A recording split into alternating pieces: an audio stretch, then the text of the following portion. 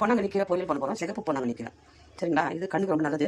அது சிம்பிளாக எப்படி பண்ணுறது பாருங்கள். பூண்டு, வெங்காயம், காஞ்ச மிளகா, கடலைப்பருப்பு, உளுத்தம் பருப்புங்க. நான் பாருங்கள் கடாயில் எண்ணெய் வச்சுட்டேன். எண்ணெய் ஊற்றிருக்கிறேன். எண்ணெய் சூடாக வந்து கடுகு போடணும். பாருங்கள் கொஞ்சம் கடுகு போட்டுக்கோங்க. கடுகு வெடிக்கிட்டோம். வெடிச்சிட்டு கடலைப்பருப்பு உளுத்தம் போட்டுக்கலாம். பாருங்கள் காஞ்ச மிளகா, கடலைப்பருப்பு போட்டுக்கிட்டு கொஞ்சம் கலர் வந்து காஞ்ச மிளகா போட்டுக்கணும். பாருங்கள் பூண்டு போட்டுக்கணும்.